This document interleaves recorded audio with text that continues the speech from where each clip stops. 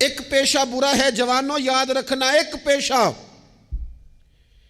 پیشہ برا ہے، اور وہ ہے کسی کے آگے ہاتھ پھیلانا۔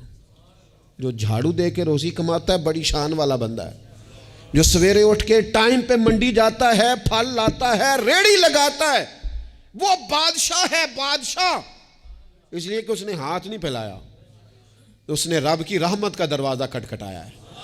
وہ بادشاہ آدمی ہے، اس نے اعزاز کے ساتھ اپنی ذمہ داریوں کا احساس کیا ہے۔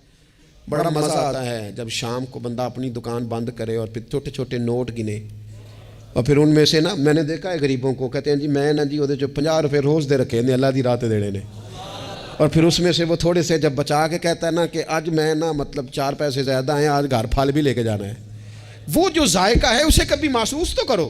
میرے رسول پاک علیہ السلام نے فرمایا سب سے بہترین کھانا وہ ہے جو اپنے ہاتھوں کی محنت سے تو کما کے کھاتا ہے، اور فرمایا اللہ کے نبی حضرت داؤد علیہ السلام اپنے ہاتھوں کی محنت کر کے کما کے کھایا کرتے۔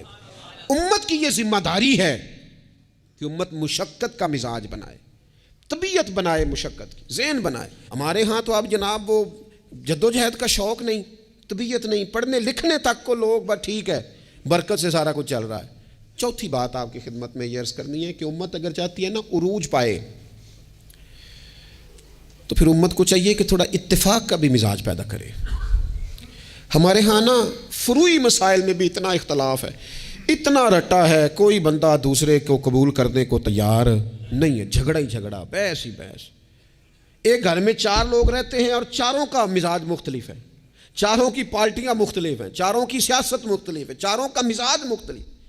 کسی خاندان میں اتفاق نہیں رہا، کسی قبیلے میں اتفاق نہیں رہا، کسی گروہ میں جماعتیں ٹوٹ پھوٹ کا شکار، تنظیمیں ٹوٹ پھوٹ کا شکار، ملکوں میں ماحول اتنا عجیب۔ یہ میرا وطن ہے پاکستان، جن لاکھوں لوگوں نے قربانیاں دی تھیں وہ پوچھتے ہیں اس لیے تمہیں وطن بنا کے دیا تھا؟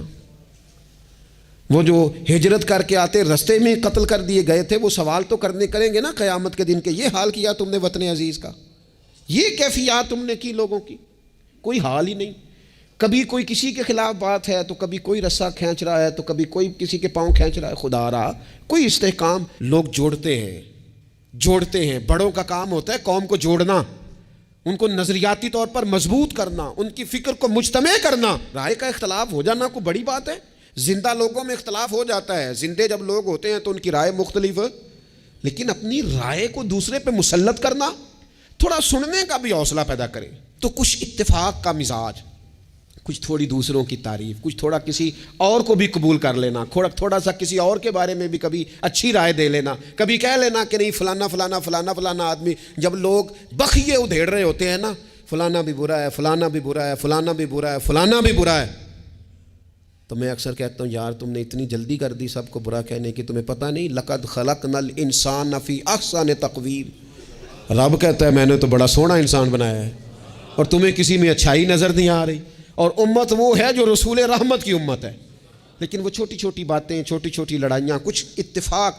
امت مسلمہ جب تک متفق نہیں ہوتی اپنی عزت کو کبھی بحال کر سکتی، جب تک ان کا اور اتفاق چھوٹے چھوٹے ٹکڑوں میں امت کو بانٹ دیا گیا ہے، چھوٹی چھوٹی ریاستیں، چھوٹے چھوٹے گروہ، چھوٹے چھوٹے مفادات، جب تک یہ اتفاق نہیں پیدا کرتے اتنی دیر تک آگے بڑھا جا سکتا۔ اور 5